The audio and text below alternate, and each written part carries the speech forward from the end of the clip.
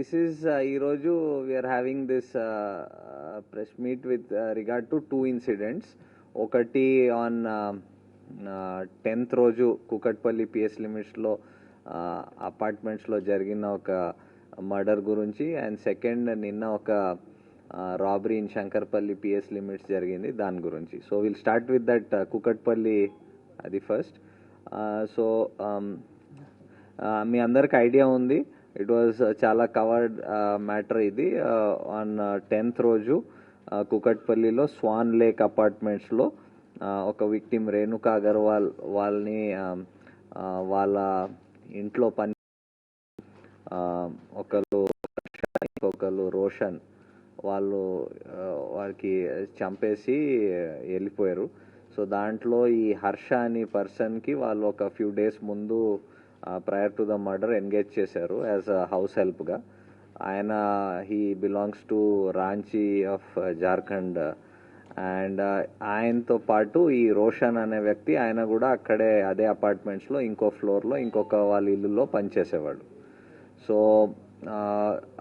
They thought that వాళ్ళకి చాలా ఈ డబ్బులు ఉన్నాయి అండ్ జ్యువెలరీ కూడా ఉంది. ఆ ఆశతో when nobody was there at the house, ఆ విక్టిమ్ వాళ్ళ హస్బెండ్ వాళ్ళ సన్ వర్క్కి బయటకు వెళ్ళారు. వెళ్తే in the afternoon after the ఇంకొక మేడ్ వాళ్ళ ఇంటిలో పనిచేస్తుంది, ఆమె వెళ్ళిపోయినాక these people first hit her with pressure, అక్కడ ఉన్న ప్రెషర్ కుక్కర్తో. దాని తర్వాత కట్టేసి they slit her throat and went away with whatever valuables was there in the house. So దానికి మనకి ఒక 2 days పడింది to trace them. Multiple teams తయారు చేశాము of local police, CCS, SOT అందరూ కలిసి ఎఫర్ట్స్ చేశారు. సో నిన్న late night finally in Ranchi దగ్గర వాళ్ళ ఇద్దరు అఫెండర్స్ మనకి దొరికారు. సో ఈ ఇద్దరు అఫెండర్స్ ఆ దగ్గర ఉన్న వాళ్ళు ముందు నుంచి పరిచయం. దాంట్లో వీళ్ళింట్లో పనిచేసే Harsha, who's the main offender, he has a history of substance abuse, అంటే డ్రగ్ కన్జ్యూమ్ చేసే మనకి దాని గురించి కొన్ని డాక్యుమెంట్స్, అంటే ఆయన ఒక రీహాబ్ సెంటర్ కల్కట్టాలో కూడా అడ్మిట్ అయ్యాడు ఫర్ డ్రగ్ రీహాబిలిటేషన్ కోసం. సో నిన్న కూడా మన వాళ్ళకి పట్టుకుంటప్పుడు కూడా he was under intoxication of drugs అని తెలుస్తుంది. సో ఆయనతో పాటు ఆయనకి ఈ రోషన్ వాళ్ళ బ్రదర్ హూ హెల్ప్ దెమ్ అక్కడ దాచిపెట్టడంలో హెల్ప్ చేయడానికి ఆయన కూడా అప్రిహెండ్ చేశాం. సో ఈ ముగ్గురికి అక్కడ కోర్టులో, లోకల్ కోర్టులో ప్రొడ్యూస్ చేసి ఈరోజు ట్రాన్సిట్ వారెంట్ తీసుకొస్తాం అక్కడ నుంచి. సో వీళ్ళు ఇక్కడ మర్డర్ జరిగిన వెంటనే బైక్లో బయటకు వెళ్ళిపోయి హఫీజ్పేట్ దగ్గర ఒక క్యాబ్ ఎంగేజ్ చేసుకొని ఆ క్యాబ్ ద్వారా రాంచీకి చేరుకున్నారు. సో అపార్ట్ ఫ్రమ్ మన టెక్నికల్ ఎవిడెన్స్ అండ్ వాళ్ళకి ఫాలోఅప్ చేయడంతో దాని కాకుండా క్యాబ్ వాడు డ్రైవర్ తీసుకున్నారు, మీడియాలో చాలా చూసి ఇలా జరిగిందని ఆయన కూడా వాళ్ళ ఓనర్ ద్వారా, ఆ క్యాబ్ కంపెనీ ఓనర్ ద్వారా ఇన్పుట్స్ ఇచ్చాడు. సో అదితో మాకు కన్ఫర్మేషన్ కూడా వచ్చింది. అది వచ్చినాక వీ హ్యావ్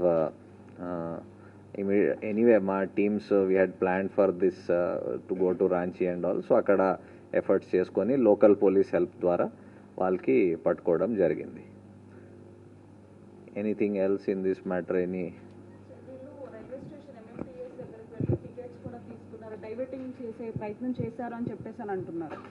అలాగా డైవర్షన్ చేశారు, దాన్ని ఏ విధంగా ట్రేస్ చేశారు సార్?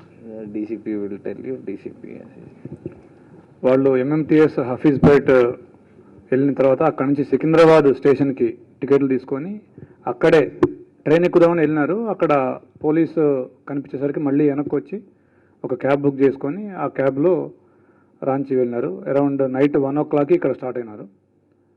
నేను మొన్న అంటే 10th రోజు 10th 11th intervening night 1 o'clock ఎక్కి 11th దిగినారు, 9, 10 ఆ టైంకి దిగినారు. అంటే దీంట్లో టెక్నికల్ యూస్ఫుల్ అయింది sir. At the same time Hafeezpet వెళ్ళడానికి వేరే రూట్ కూడా ఉంది, లైక్ ఆ ఇన్సిడెంట్ జరిగిన ప్లేస్ నుంచి వాళ్ళు మళ్ళీ ఒక ఇటు మాదాపూర్ ప్లేస్ కూడా వచ్చారని తెలిసింది. సో ఇదంతా కూడా డైవర్షన్ చేయడానికేనా? అట్లా ఏం కాదమ్మా. యాక్చువల్గా వాళ్ళకి అసలు హఫీజ్పేట్ రైల్వే స్టేషన్ ఎక్కడుందో కూడా తెలియదు. వాళ్ళు ఆ రైల్వే స్టేషన్కి వెళ్ళాలనేది వాళ్ళకి మోటో ఉంది. ఎక్కువగా రైల్వేలో వాళ్ళు ట్రాన్స్పోర్ట్ చేసేవాళ్ళు, ట్రావెల్ చేసేవాళ్ళు. సో ఒక ఇద్దరు ముగ్గురిని అడిగి రైల్వే స్టేషన్ ఎక్కడ ఉందని వెళ్ళి అక్కడికి వెళ్ళి అక్కడి నుంచి మళ్ళీ సికింద్రాబాద్ వెళ్ళి అక్కడి నుంచి ట్రైన్లో పోదామని వాళ్ళ ప్లాన్ ఉండేది. బట్ సికింద్రాబాద్ స్టేషన్లో పోలీస్ మూమెంట్, జీఆర్పీ మూమెంట్, మనం కూడా ఆల్రెడీ సికింద్రాబాద్ స్టేషన్కి చర్లపల్లి స్టేషన్కి కూడా పంపున్నాము. అవన్నీ చూసి మళ్ళీ వాళ్ళు వెనక్కి వచ్చి క్యాబ్ ఎంగేజ్ చేసుకొని క్యాబ్లో వెళ్ళటం జరిగింది.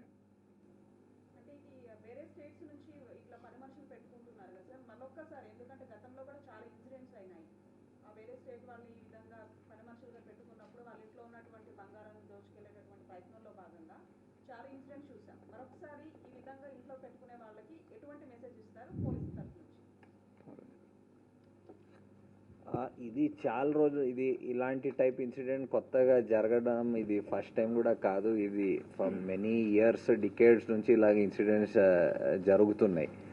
అండ్ ప్రతిసారి పోలీస్ ఆల్వేస్ అడ్వైజెస్ అందరికీ దట్ మీరు ఎవరికైనా ఇంట్లో ఎంప్లాయ్ చేసే ముందు, స్పెషల్లీ ఇంట్లో రిసైడ్ చేసేటప్పుడు, అంటే బయట నుంచి వచ్చి పని చేసి వెళ్ళిపోతారు, అది ఒక విధంగా ఉంటుంది. కానీ స్పెషల్లీ ఇంటిలో అకామిడేషన్ ఇచ్చి వాళ్ళకి పని వాళ్ళ రిసైడ్ చేసి అక్కడ పని చేసుకోవడం, దాంట్లో డబ్లీ కేర్ఫుల్ ఉండాలి.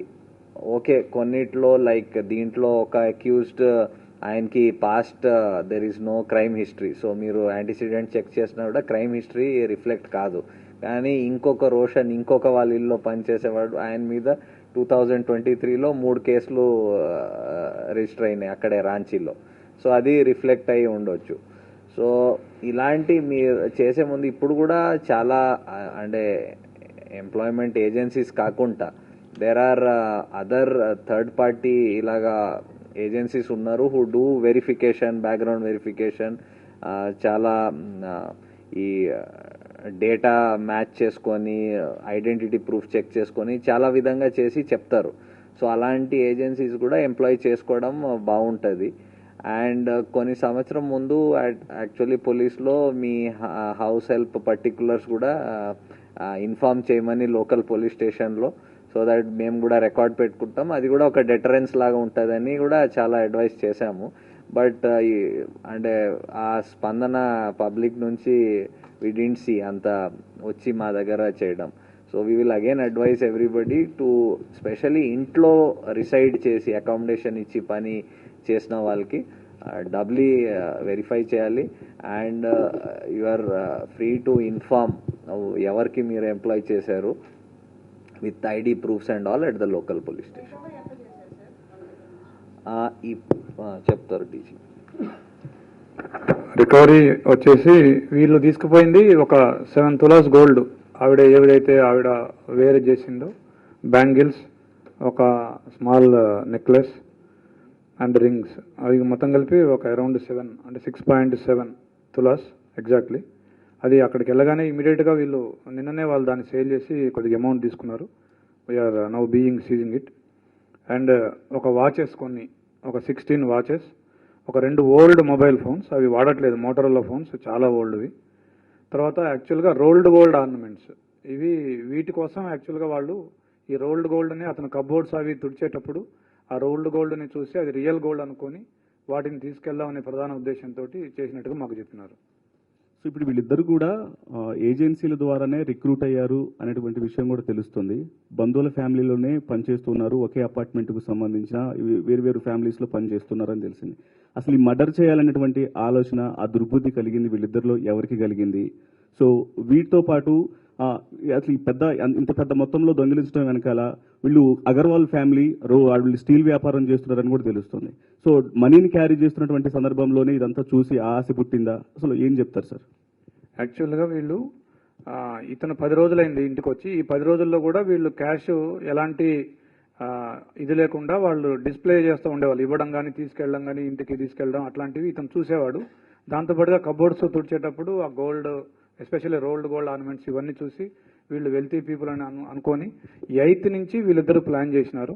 8th, 9th and 10th morning, ఈ 3 రోజులు కూడా వీళ్ళు చాలాసార్లు వీళ్ళిద్దరు డిస్కస్ చేసుకోవడం జరిగింది. యాక్చువల్గా ఎవరైతే A2 ఉన్నాడో రోషన్, ఇతను 14th ఫ్లోర్లో వర్క్ చేస్తాడు. వీళ్ళకి క్లోజ్ ఫ్రెండ్ ఇంట్లో. A1 వచ్చేసి 13th ఫ్లోర్లో ఇప్పుడు డిసీజ్డ్ హౌస్లో పనిచేస్తాడు. వీళ్ళిద్దరూ కూడా చాలాసార్లు డిస్కస్ చేసుకొని 8th నుంచి ప్లాన్ చేసుకొని మెయిన్గా బంగారం అనే డబ్బుల కోసం ఈ పని చేయడం జరిగింది.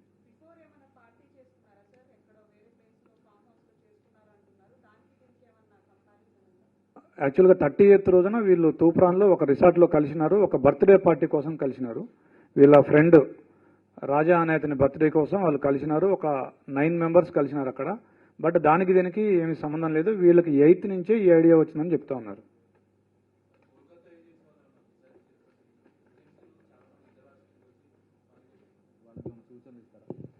సార్ చెప్పారు ఇప్పుడు సూచనలు. బేసికల్లీ అదే చెప్పాను. ఈవెన్ ఏజెన్సీస్ వాళ్ళు ఇప్పుడు చాలా మంది కంపెనీస్ ఉన్నాయి హూ ఆర్ డూయింగ్ ఈ థర్డ్ పార్టీ ఈ వెరిఫికేషన్ చేస్తున్నారు బై వే ఆఫ్ ఇప్పుడు ఒక పర్సన్కి మల్టిపుల్ ఐడెంటిటీ ప్రూఫ్స్ ఉంటాయి. లైసెన్స్ ఉండొచ్చు, ఆధార్ ఉండొచ్చు, పాస్పోర్ట్ ఉండొచ్చు, ఇంకా పాన్ కార్డ్ ఉండొచ్చు, అలాంటివి ఉన్నాయి. అది కాకుండా వాడికి ఎక్కడైనా కేసెస్ నమోదై ఉండొచ్చు, కోర్ట్స్లో మ్యాటర్స్ పెండింగ్ ఉండొచ్చు. ఇలా కొన్ని ఏజెన్సీస్ వచ్చాయి. ఇవన్నీ కంపేర్ చేసి రిపోర్ట్స్ కూడా ఇస్తున్నాయి. So both